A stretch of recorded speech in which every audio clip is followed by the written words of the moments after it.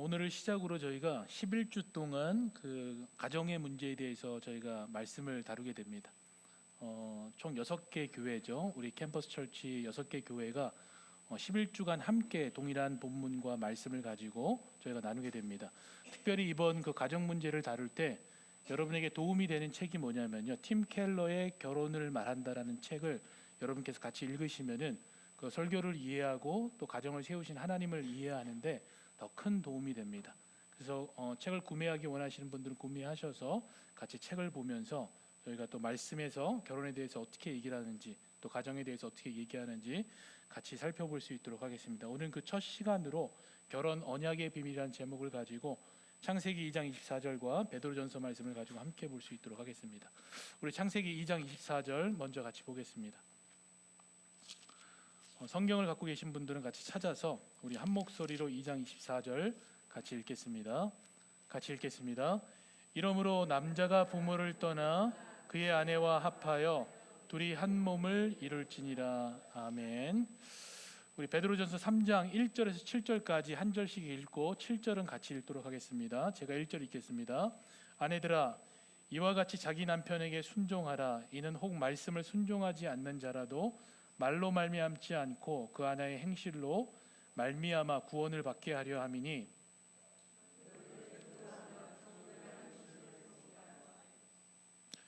너희의 단장은 머리를 꾸미고 금을 차고 아름다운 옷을 입는 외모로 하지 말고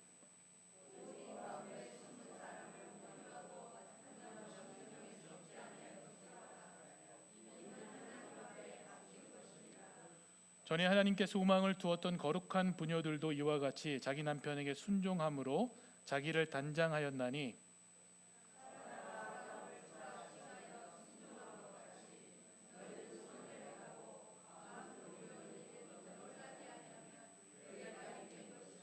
같이 읽겠습니다. 남편들아 이와 같이 자식을 따라 너희 아내와 동거하고 그를 더 연약한 그릇이요 또 생명의 은혜로 함께 이어받을 자로 알아 귀히 여기라. 이는 너희 기도가 막히지 아니하게 함이라. 아멘. 제가 한 서양문을 읽어드리겠습니다. 이게 언제 하는 건지 여러분께서 한번 맞춰보시면 좋겠습니다. 네, 너무 쉬운 서양문이어서 한번 제가 읽어보겠습니다. 아름다운 시간을 함께하였기에 세상에서 가장 아름다운 당신을 신부로 맞이하게 되었습니다. 지금 이 행복이 당신 덕분에 감사하게 살겠습니다.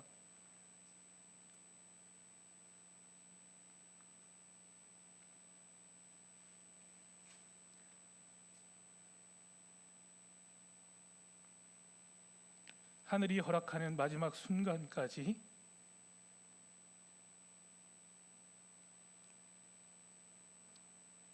당신만을 바라보며 당신만을 사랑하겠습니다. 소중한 우리의 처음을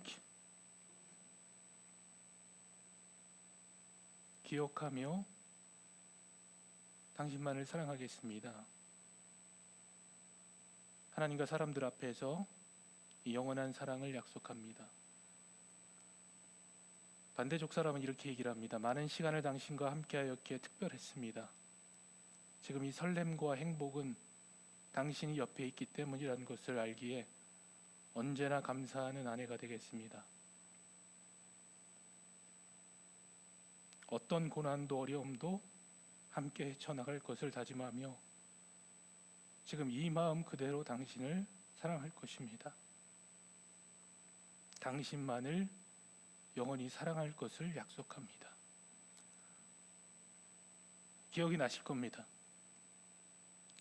결혼을 하신 분들은 하나님 앞에서 사람들 앞에서 여러분이 이 약속을 하셨을 겁니다. 우리는 결혼을 계약이라고 얘기를 합니다. 사회가 보장하는 그 하나의 사회를 보장하는 하나의 그 수단이죠. 그 유지하는 하나의 수단으로서 우리가 결혼을 생각을 합니다. 그래서 사회적 제도라고 우리가 결혼을 이야기를 합니다. 그리고 이 결혼을 통해서 우리는 각자 자기가 가지고 있는 어떤 부분들을 성장해 나갈 수 있을 것이라는 생각으로 저희가 또 결혼을 합니다. 그리고 사회가 보장해주는 제도 가운데 우리가 가정을 이루어가고 그 가운데에서 사회를 구성하며 살아가는 그 삶을 살아가게 되어지는 겁니다. 그래서 사회가 보장하는 하나의 그 사회적 구조가 이 결혼 가운데에서 만들어져 가는 겁니다. 그런데 여러분, 그리스도인들에게 결혼은 계약이 아닙니다. 그리스도인들에게 결혼은 뭐냐면요, 그 언약입니다. 이 말씀을 다시 한번 읽어보겠습니다. 창세기 2장 24절 말씀입니다. 이러므로 남자가 부모를 떠나 그의 아내와 합하여 둘이 한 몸을 이룰지니라. 이 말씀은 여러분 언약적인 용어입니다. 여기서 우리가 언약적인 용어라고 할 때 그 언약에 대한 의미를 저희가 바르게 좀 알아야 됩니다. 결혼에서 우리가 언약이라고 할 때는요, 그 팀 켈러 목사는 이렇게 자기가 그 글에다가 기록을 해놨습니다. 언약은 믿을 수 없을 만큼 놀랍게도 이 시대에 대해서 반직관적으로 사랑과 법으로 하나 되는 것을 말합니다.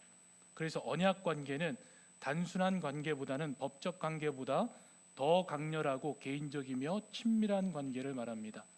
단순한 감정적 관계보다는 훨씬 더 구속력이 있고 엄숙한 것입니다.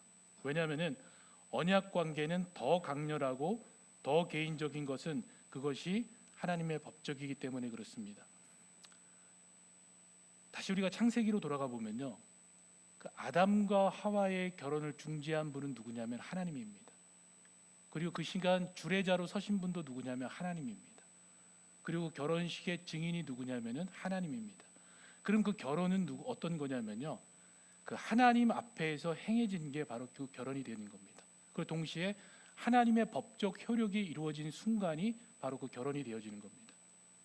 그렇기 때문에 여러분, 결혼은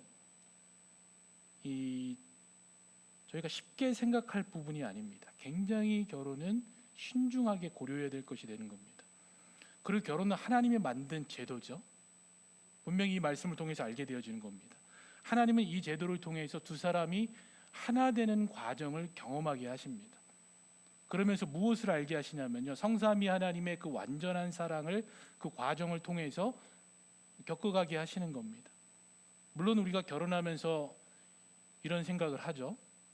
결혼을 했는데 시간이 지났는데 내가 이 사람을 알 것 같은데 시간이 지났는데도 어떻게 되죠? 잘 모르겠는 겁니다. 분명히 오랜 세월이 지났는데도 그 사람의 마음을 모르겠습니다. 그러다 보니까 어떻게 되죠? 마음이 상할 때가 있는 겁니다. 그런데 하나님은 어떻게 하시냐면요, 그런 과정 속에서 하나 되는 과정이죠. 인내하게 하시고 용서하게 하시고 헌신하게 하시고 희생적인 사랑을 통해서 하나 되게 하시는 겁니다.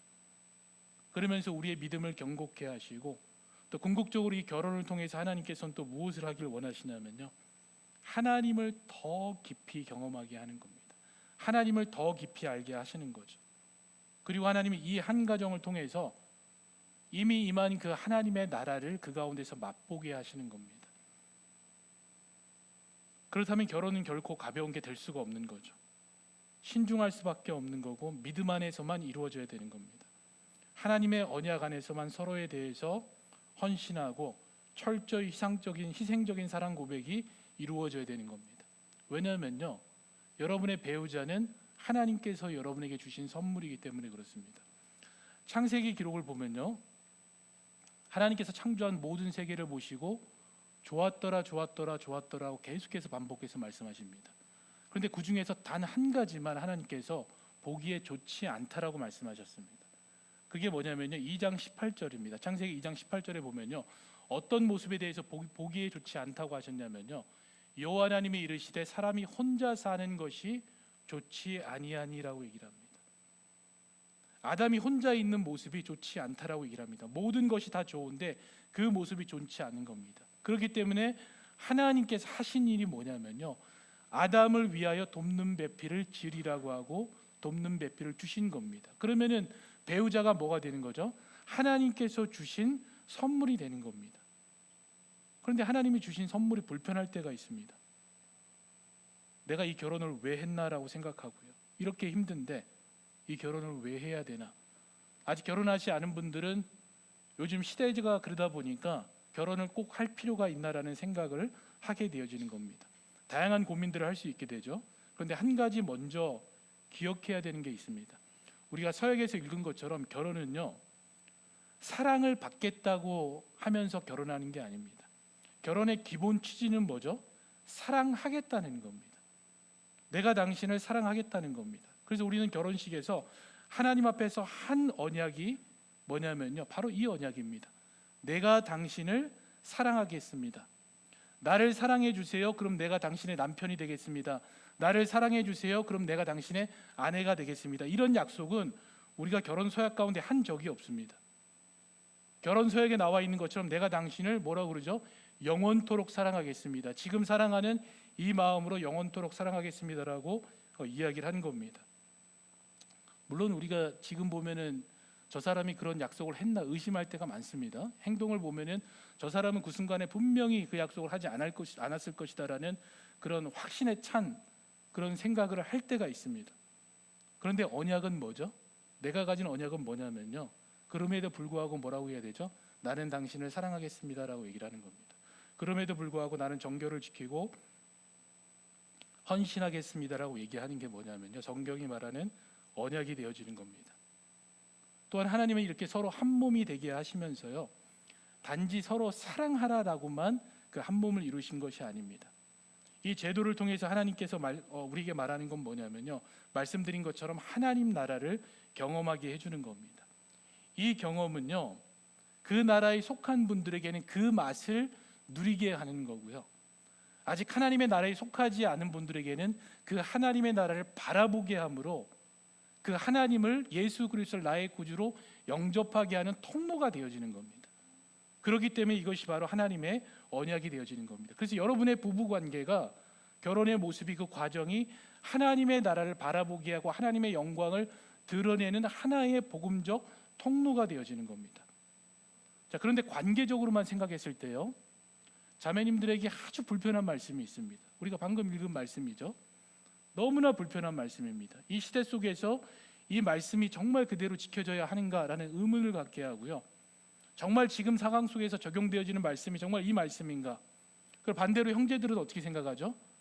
당신이 믿는 사람이라면 이 말씀대로 나한테 순종해야 됩니다라고 자주 사용하는 말씀이 베드로전서 말씀이 되는 겁니다. 그렇게 교회 열심히 하는데 왜 베드로전서 말씀처럼 나한테 순종하지 않나? 온유하게 대하고 평온하게 대해야 되지 않나? 이렇게 이게 자주 사용하는 말씀이 바로 이 말씀이 되어지는 겁니다. 베드로전서 3장 말씀에 뭐라고 얘기를 하죠? 한 번 더 보겠습니다. 1절에서는 아내들에게, 남편들에게 순종하라고 얘기합니다.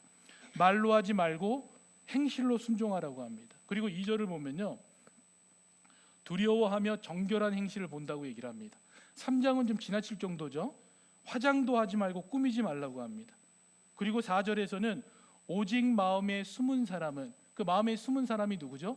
3절에서 외적인 것을 얘기를 했기 때문에 4절에서 마음에 숨은 사람은 뭐냐면 그 여인의 내면을 얘기를 하는 겁니다. 그럼 당신의 내면이, 속사람이 남편을 보필할 때 어떻게 하라는 거죠? 온유하고 평온함을 유지하라고 얘기를 하는 겁니다. 왜냐하면 이것이 하나님의 값진 선물이라고 이야기를 합니다. 그러면서 예까지 들어줍니다. 아주 친절하죠. 거룩한 부녀로서 누구의 예를 들어주냐면요, 아브라함의 아내 사라의 예를 들어주는 겁니다. 그 여인이 어떻게 했죠? 아브라함이 아무 말도 없이 어디로 가는지 얘기도 않고 떠납시다 했을 때 따라갔던 그 순종한 모습들, 자기 목숨을 지키기 위해서 제발 좀 누나라고 얘기를 하고 나 대신에 좀 나를 살려달라고 얘기를 할 때 순종했던 그 모습들, 그게 왕궁에 끌려가는데도 순종했던 그 모습들을 가지고 뭐라고 얘기를 하는 거죠? 닮아가라고 얘기를 하는 겁니다. 그러면서도 아브라함을 주로 칭했다고 순종한 것처럼 선을 행하고 어떤 어려움에도 놀라지 아니하는 거룩한 부녀가 되라고 얘기를 하는 겁니다. 이런 삶을 살라고 얘기를 합니다. 굉장히 불편한 말씀입니다. 지금 현 시대를 살아가는 자매들에게는 이 말씀은 듣고 싶지 않은 말씀이 되는 거죠. 근데 남편들은 어떻죠? 환호를 치는 겁니다. 그리고 7절 남자에게는 딱 한 절만 얘기를 합니다. 6절을 여자에게 얘기를 하고 7절 딱 한 절 얘기하면서 남편들아, 이와 같이 지식을 따라 너희 아내와 동거하고 그를 더 연약한 그릇이요 또 생명의 은혜를 함께 이어받은 자로 알라. 기여기라. 이는 너희 기도가 막히지 아니하게 하려 함이라고 얘기합니다. 그래서 여러분, 이 말씀이 불편한 겁니다. 순종하기 위해서 불편한 것도 아닙니다. 사실은요, 지금 그 상황과 맞지 않아서 불편한 것도 아닙니다. 불편한 이유가 뭐냐면요, 말씀을 너무 자기를 위해서 생각하기 때문에 불편한 겁니다. 그리고 이 말씀을 너무 문자적으로만 보기 때문에 그 말씀이 불편한 겁니다. 자기 의도를 가지고 이 말씀을 보기 때문에 불편할 수밖에 없는 겁니다. 그래서 자신에게 이렇게 해달라고 하기 때문에 불편한 거죠. 여러분, 베드로전서가 쓰인 그 환경을 보면요, 그 주제가 뭐냐면요, 고난받는 성도들에게 주어진 편지입니다. 당시 그 베드로전서가 쓰여진 그 상황 속에서 그 여러 성도들이 그 자신의 그 생명적인 위협과 고난과 박해 가운데에서 그들을 위로하고 믿음을 견고케 하고 참 소망을 주기 위해서 쓰여진 서신이 이 베드로전서입니다. 그 박해 가운데에서 자신의 죽음에 대한 두려움을 갖고 있는 사람들에게 믿음을 견고케 하기 위해서 쓰인 겁니다.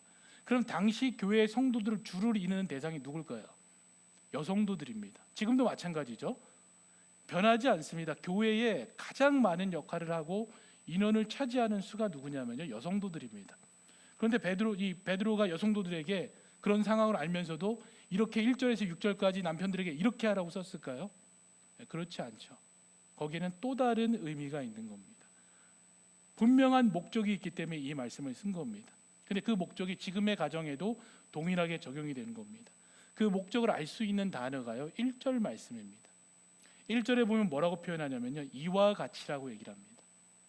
이와 같이라고 얘기를 하는데요, 이와 같이는 그러므로랑 같이 연결되는 말씀입니다. 그러므로는 뭐죠? 모든 내용의 마지막 결론적으로 이야기해서라고 얘기를 하는 겁니다. 그래서 여기서 이와 같이도 뭐냐면요, 모든 앞의 내용을 결론적으로 내가 이야기해서라고 얘기를 하는 겁니다. 그럼 3장 1절을 결론적으로 이야기를 한다면은 우리는 2장의 마지막이 뭐라고 쓰여졌는지를 저희가 살펴봐야 되는 겁니다. 자, 그렇다면 베드로전서 2장 25절이 뭐라고 쓰여져 있죠? 너희가 전에는 양과 같이 길을 잃었더니 이제는 너희 영혼의 목자와 감독 되신 이에게 돌아왔느니라고 얘기를 합니다. 베드로가 전에는 양과 같이 길을 잃었지만 이제는 이라고 하면서 우리가 하나님의 백성이 되어지고 자녀가 되었다라고 다시 한번 확증해 줍니다. 전과 이전이라는 단어를 통해 가지고 그 차이점을 명확하게 얘기를 해주는 겁니다. 그러면 전과 이전이 완전히 다른 차이를 가질 수 있었던 이유를 2장 22절에서 24절에 베드로가 이렇게 표현합니다. 제가 한번 읽어보겠습니다. 22절 말씀을 보면요, 그는이라고 얘기를 하죠. 여기는 예수님을 얘기를 하는 겁니다. 그는 죄를 범하지 아니하였고 그 입에 거짓이 없으시며 욕을 당하시되 맞대어 욕하지 아니하시고 고난을 당하시되 위협하지 아니하시고 오직 공의로 심판하시는 이에게 부탁하시며 친히 나무에 달려 그 몸으로 우리 죄를 담당하셨으니 이는 우리로 죄에 대하여 죽고 의에 대하여 살게 하려 하심이라. 그가 채찍에 맞음으로 너희는 나았습니다. 그렇기 때문에 예수님께서 이렇게 했기 때문에 전에 우리가 이제는 새로움으로 변했는데 어떤 대상으로 지금 변했냐면요, 그 신분을 베드로전서 2장 9절에서 10절에서 베드로가 정확하게 이렇게 표현합니다. 너희는 택하신 족속이요 왕같은 제사장들이요 거룩한 나라요 그의 소유된 백성이니 이는 너희를 어두운 데서 불러내어 그의 기이한 빛 가운데 들어가게 하신 이에 아름다운 덕을 선포하게 하려 하심이라. 너희가 전에는 백성이 아니더니 이제는 하나님의 백성이요. 똑같은 걸 사용하죠. 전에는 국류를 얻지 못했더니 이제는 뭐를 하죠? 국류를 얻은 자니라고 얘기를 하는 겁니다. 전과 이전을 비교하면서 우리의 신분이 지금 어떤 상태인지를 얘기를 하는 겁니다. 반복적으로 다시 반복해가지고 표현해 주는 거죠. 전과 이전을 이야기를 하는 겁니다. 그러면서 어떤 상태인지를 얘기를 하는 거죠. 그리고 나서 2장 19절에서 21절에 부당하게 고난을 받아서도 하나님을 생각하며 슬픔을 참는 것이 아름답다라고 조언합니다. 죄가 있어서 매를 맞는 것은 당연한 건데 선을 행하면서 고난을 받고 참는 것은 오히려 하나님 앞에서 아름답다라고 베드로가 얘기를 하는 겁니다. 그리고 이를 위해서 우리가 부르심을 받았다고 얘기를 합니다. 예수님께서도 그가 이를 위해서 고난을 받으셨기 때문에 그가 먼저 본을 보이신 것처럼 우리가 예수를 따라간다면은 우리가 그리스도를 따라가는 그 삶을 살아가는 것이라고 이야기를 하는 겁니다. 그리고 나서 나온 게 뭐죠? 3장 1절입니다. 이와 같이라고 결론을 내린 겁니다. 그럼 무엇을 위해서 아내들에게 남편들에게 순종하라는 거죠? 아름다운 덕을 선포하기 위해서라는 겁니다. 복음을 위해서 남편들에게 순종하라는 겁니다. 그렇다면 여기서 아내는요, 단순히 부부관계 속에서 아내만을 이야기를 하는 게 아닙니다. 여기서 아내는 그럼 누구를 얘기를 하는 거죠? 택하신 하나님의 백성들입니다. 택하신 족속이요 왕같은 제사장지요 거룩한 나라요 그의 소유 하나님의 백성이 누가 되는 거죠? 아내가 되어지는 겁니다. 그러면 남편은 누가 되는 거죠? 아직까지 그 하나님의 백성이 되지 않은 대상이 남편이 되어질 수 있는 겁니다. 그리고 또 다른 구조 속에서 아내가 먼저 믿은 자가 되고 남편은 너가 될 수 있죠. 나중에 믿은 자가 남편이 되어질 수가 있는 겁니다. 넓은 의미에서 우리가 이 말씀을 그렇게 볼 수 있게 되는 겁니다. 그렇기 때문에 이 순종은 무엇을 위한 순종이 되는 거죠? 복음을 위한 순종이 되는 겁니다. 그래서 여러분, 믿음은 말이 아니라 무엇을 통해서 나타난다고 베드로가 얘기를 하는 거죠? 여러분의 행실을 통해서 나타난다는 겁니다. 그래서 여러분의 믿음의 행실이 그 남편에게 보여졌을 때 그것을 보고 그 남편이 어떻게 된다고 얘기를 하는 거죠? 그 믿음의 여정을 보고 이제는 그 행실로 말미암아 구원을 받게 한다라고 얘기를 하는 겁니다. 그러면 이 말씀이 이해가 되는 겁니다. 여러분의 행실을 통해서 믿음의 여정을 통해서 하나님을 알지 못하는 사람이 그 하나님을 알게 되어짐으로 구원을 얻게 된다라고 이야기를 하는 겁니다. 그렇기 때문에 그 가정에서 자신의 믿음을 견고하게 드러내야 된다고 얘기를 하는 겁니다. 만약에 여러분이 먼저 믿은 분이라면요, 그 가정에서 이 아내의 역할을 감당하셔야 되는 겁니다. 내가 가족 구성원 가운데 그래도 하나님께 제일 가까운 관계에 있는 분이라면 어떤 역할을 해야 되는 거죠? 이 아내의 역할을 해야 되는 겁니다. 그럼 한번 생각해 보셔야 되는 거죠. 내가 이 아내의 역할을 하면서 살아가고 있는가?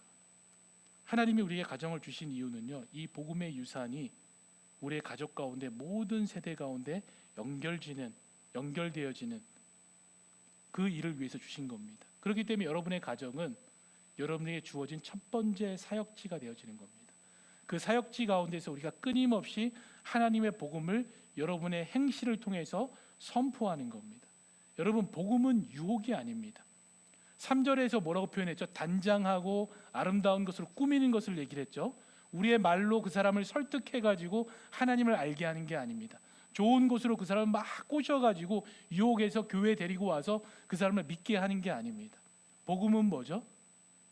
하나님의 은혜를 우리가 전달하는 겁니다. 하나님의 일하심을 우리가 드러내는 겁니다. 그렇기 때문에 4절에 무엇을 하라는 거죠? 내면에 있는 그 예수 그리스도 믿는 믿음을 가지고 하나님의 복음을 선포하라는 겁니다. 그게 4절의 말씀입니다. 그래서 우리가 때로는 너무 복음을 가지고 사람을 유혹한다는 생각을 가져서는 안 되는 겁니다. 그리고 만약 결혼을 했는데 그 위기의 순간이 왔을 때 무엇을 기억해야 될까요? 이 결혼에 대해서 환멸을 느끼고 내가 이 결혼을 유지해야 될까? 이 같은 공간에 있는 것도 숨막히는 이 순간에 내가 어떻게 해야 될까? 어떤 생각을 해야 될까? 그리고 나 자신을 봤는데 이전의 나의 모습이 아닌 겁니다. 내가 이런 말을 한 사람이 아닌데 거짓말을 막 하게 되어지고 지나치게 화를 내게 되어지고 내가 평소에 나타나지 않은 모습이 나타나게 되는 겁니다. 그런데 아무리 생각해도 이 모든 이유가 누구 때문이죠? 상대방 때문이라는 생각이 드는 겁니다. 그랬을 때 내가 이 결혼 관계를 어떻게 해야 될까? 그때 우리가 무슨 말씀을 봐야 되는 거죠? 베드로전서 2장 22절에서 24절 말씀을 봐야 되는 겁니다. 왜 이 말씀을 봐야 되는 거죠? 예수님께서 어떻게 하셨는가 합니다. 십자가에 달리신 예수 그리스도를 먼저 생각해야 됩니다. 예수님의 입장에서 생각을 하는 거죠. 예수님께서 십자가에 달렸을 때 우리가 상상의 그림을 그려보면 됩니다. 십자가에 달리셨을 때 아직까지 숨을 거두시지 않았을 때 그 눈앞에 보이는 사람들이 누구죠? 자기를 십자가에 못 박은 사람들입니다.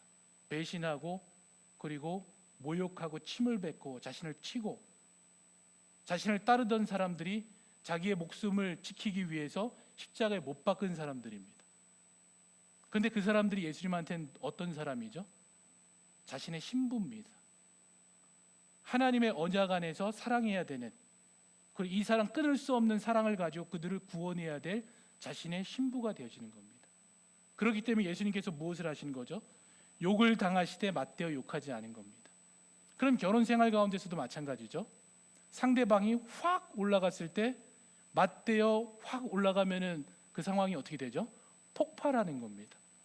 그럼 예수님의 방법을 적용하면 어떻게 되는 거죠?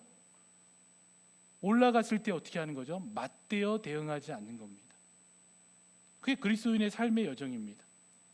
고난을 당하시되 위협하지 않는 겁니다.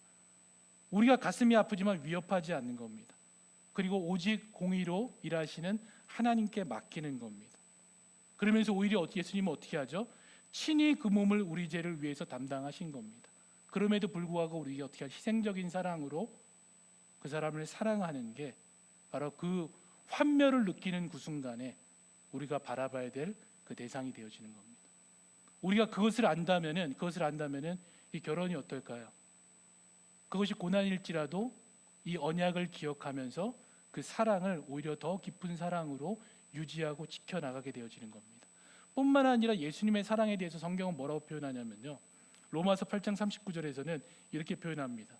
내가 확신하노니 사망이나 생명이나 천사들이나 권세자들이나 현실일이나 장래일이나 능력이나 높음이나 기품이나 다른 아무 피조물이라도 우리를 우리 주 그리스도 예수 안에 있는 하나님의 사랑에서 어떻게 할 수 있다고요? 끊을 수 없다라고 얘기를 합니다. 예수님은 우리를 그렇게 사랑하시는 겁니다. 신랑 되신 예수 그리스도께서 우리를 이와 같은 사랑으로 사랑하시는 겁니다. 이게 예수님과 우리 가운데 맺어진 하나의 언약입니다.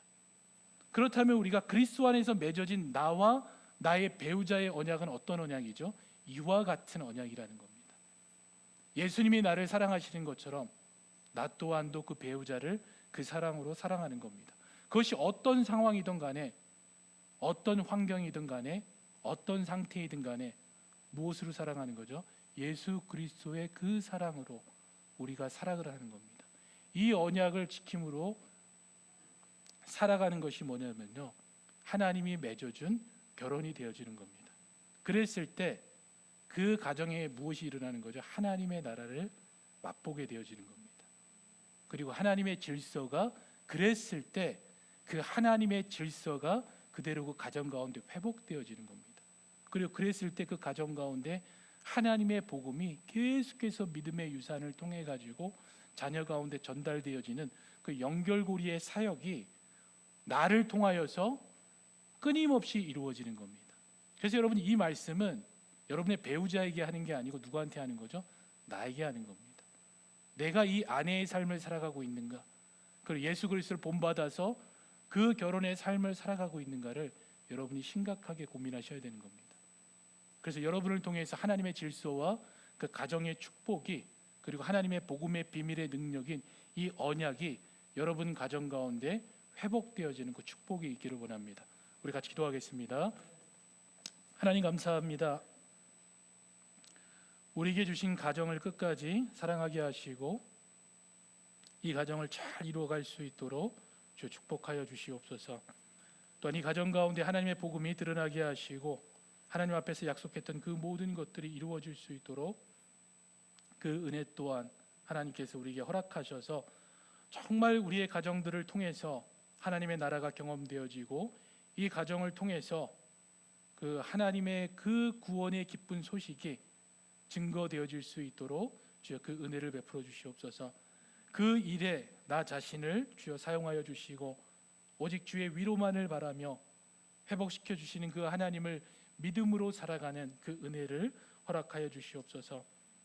내 평생에 주님이 함께 하심을 믿사옵고 우리 주 예수 그리스도의 이름으로 기도드립니다. 아멘.